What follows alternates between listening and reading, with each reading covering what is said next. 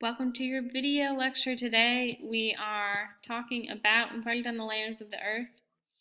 This shouldn't be news to you. Got a lot of things to go through real quick. This is what we did the other day.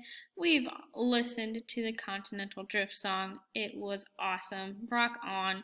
Alfred Wegener. We should know by now who this guy is. He discovered and coined the word continental drift, but unfortunately he died before scientists were willing to accept that's what actually happened. Remember, continental drift theory is this idea, which is what the prevailing theory today is, that the Earth's crust is divided into many plates, and those plates move around and bump into one another because they are on the floating mantle.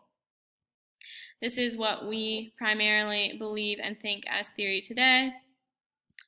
So these plates move around because they are on the mantle, which is flowing and has convection currents in it. So because the plates move on the surface, because of the convection currents in the mantle, hot material rises and cool material sinks. And then we also learned yesterday, for your bell ringer, about convergent boundaries, divergent boundaries, and transform boundaries. And your bell ringer this morning is to remember those three types of boundaries. Let's give it a good old sing. So, convergent is colliding, divergent is dividing, transforming is sliding, and that's the boundaries. Da-da-da-da, da-da-da-da, da-da-da-da, da-da-da-da, da-da-da-da. One more time. Convergent is colliding, divergent is dividing, transforming is sliding, and that's the boundaries. Da-da-da-da. Good. So you should have those boundaries pretty set in your head. Before we can go any further talking about earthquakes or the deformation of the crust or volcanoes, we must first talk about the geology of North Carolina in general, which is what we're doing today. So close your eyes. Let's go back in time.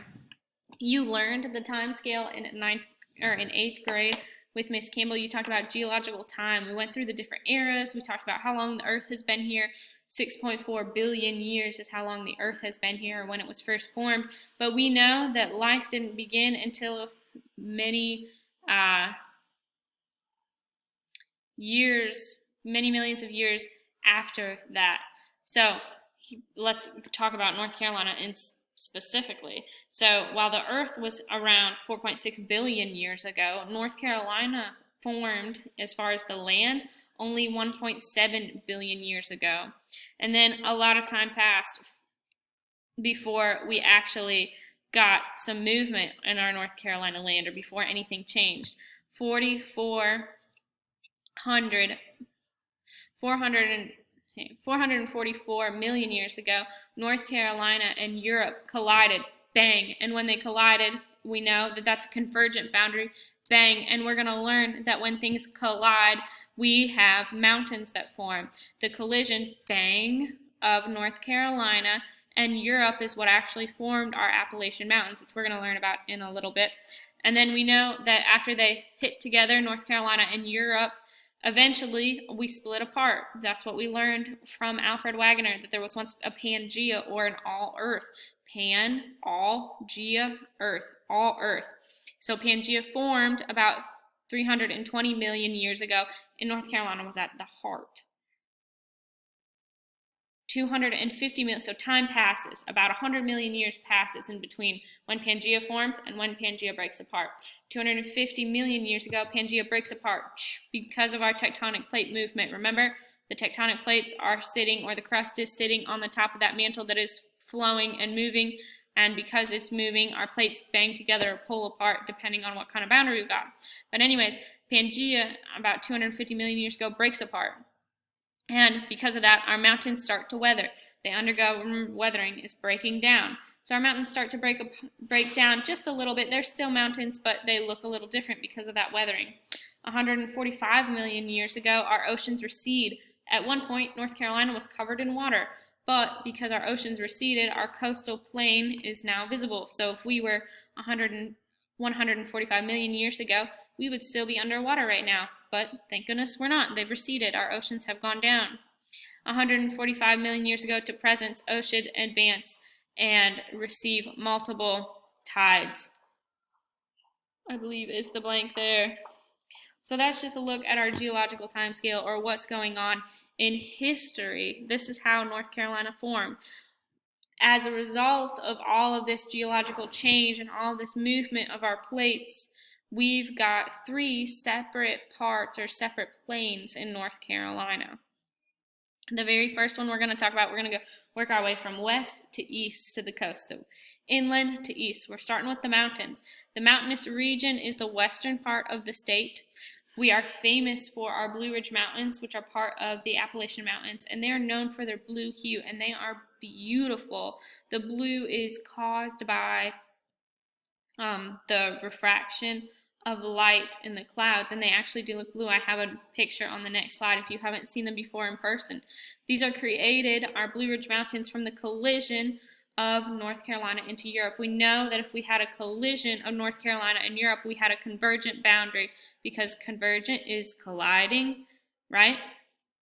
They started growing our mountains around 400 million years ago in the Paleozoic era, where our boundaries started pushing together 400 million years ago, and they stopped growing at about 270 million years ago. So we stopped colliding. We started colliding 400 million years ago, and then about 130 million years passed, and we stopped growing. So our mountains, we split apart from Europe, pretty much is why it happened. So we stopped colliding, then we started dividing. And that's how our mountains formed, and that's the mountainous regions. They are high in elevation. We've got mountains or tops, and then we have valleys as well. A lot of our rivers form or start in this mountainous region, and they make their way to the coast. So that's our first section of North Carolina that we've got geologically. And this is an example of the Blue Ridge Mountains. Aren't they beautiful? They really do have this wonderful blue hue about them if you're standing at the top, and that is quite fantastic and wonderful to see. Our second type of geological structure in North Carolina, we call it the Piedmont. The Piedmont is a big fancy word. It's actually Italian for the foot of the mountain. Now this makes sense because the Piedmont is right at the bottom of the mountain area, or mountain ranges. This area is still hilly, but it's less steep than mountains. So instead of like sharp pointy mountains that you would see in the mountains, or very steep sides of mountains, we get more hilly area. The Piedmont was created because of the weathering and the erosion of the mountains. Remember, weathering is breaking apart. Erosion is the moving of that sediment or whatever was broken apart. So because we had that, we now have the Piedmont. And the Piedmont is still pretty hilly, and it's still pretty high in elevation, but it's not as hilly as the mountainous region. Okay? Next, if you look at my green line, here's an example of what the Piedmont might look like. And the Piedmont actually has most of our major cities in it, like Raleigh and Winston-Salem and Greensboro and Charlotte, and Fayetteville is even in the Piedmont. And we're very close to the Piedmont being in Bladen County, but just not quite. We actually are in the next part, which is called the Coastal Plains, but we'll talk about that in a second. Most of our bordering counties, though, do fall into the category of Piedmont. But the hills get less as you move away from the mountains. So places like Fayetteville and Lumberton and Robeson County, and like Clinton and Sampson County, they are much less hilly and higher elevation than places like here in Davie County or Yadkin or Charlotte or Gastonia. We know that those are all very hilly compared to what we see in Robeson and Sampson County. And this is an example of what the Piedmont looks like, maybe what you would see. Again, you've got a little bit of hills here. A lot of the Piedmont is actually used for farmland. It's a pretty good place to farm. The mountains, not such a good place. And then in between the Piedmont and the coastal plains, which is what we're in, we've got this thing called the fall zone. And it's not, you won't see a big green you won't see a big green painted line out there in between the Piedmont and the coastal plain, but the fall zone actually marks the boundary between two types of bedrock. So in the Piedmont, and bedrock is the rock that we find underneath our topsoil. Again, oh, by the way, if you didn't know, our topsoil is called Cecil in North Carolina. It's got an orange-brown color. Not something you might need to know, but just a fun fact. So after we get underneath the topsoil, and when we hit bedrock, bedrock's stuff that we can't dig up, but when we hit bedrock in the Piedmont, our bedrock is metamorphic, but in the coastal plains, it's sedimentary rock. So the fall zone marks that boundary between the two, so we get a different change. Remember, metamorphic rock, just to review, is formed under intense heat and pressure. And sedimentary rock, remember, we first got to weather and erode and deposit sediments from a different type of rock, and then we've got to cement and compact those sediments before they can become sedimentary rock. Igneous rock, just to review, although none of our bedrock here in North Carolina is igneous rock, is first melted to become magma and then cooled before it can become igneous rock. So the fall zone marks the boundary between the Piedmont and the coastal plains. And lastly, here's our coastal plains region, which is where you and I live. It is much flatter than the Piedmont and actually slopes downwards towards sea level on our coastal regions like the Outer Banks and Wilmington and all the beaches up the coast. They're created from weathering by tides over time, so the tides, because the ocean where it is today isn't where it was millions of years ago. So as the ocean has changed, it has weathered and eroded the landscape of the coastal plains. So like we read in the first slides, the coastal plain was sometimes covered by water. This water coverage weathered and eroded the coastal plains over time. We do separate the coastal plain into two sections. We've got the intercoastal plain, which is steeper and drier, and it contains our sandhills region, which is what we live in. And then we've got the outer coastal plains, which contain our swamps and outer banks. There we go, that's much better. Our swamps and outer banks. So regions like the outer banks and our swampy areas, like if we go towards the Neuse River, New Bern is up there, Beaufort, North Carolina is up there, Wilmington, then Emerald Isle, move down to Sunset Beach, and that kind of stuff. That's the outer coastal plains. But our inner are what we live in. We live in the sandhill region. Again, the sandhill regions are good places to grow crops. That's why we see a lot of agriculture fields around where we live. So you might find things like flat rolling land. You'll find lots of beaches. You might see lots of wetlands in the coastal plains, and you'll also see the Carolina bays. We have some Carolina bays around us right now, like Jones Lake, Singletary Lake, Salters Lake is also one.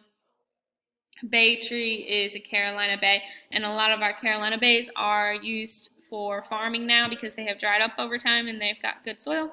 But Carolina bays are also found in this coastal region. By the way, fun fact about Carolina bays, we're really not sure how they have formed. There are some theories out there, but none of them fits it correctly and specifically enough to be considered fact. Carolina bays might have been formed by a meteor. They might have been formed by the ocean over time as it eroded. Some people even think they were giant spawning beds for fish. We don't know. Maybe one day you'll figure it out. Okay, that ends my lecture on our geological plains of North Carolina, or our NC geology.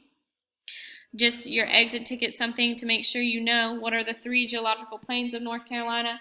Starting west, we've got the mountains, then the Piedmont or the foothills, then the coastal plains.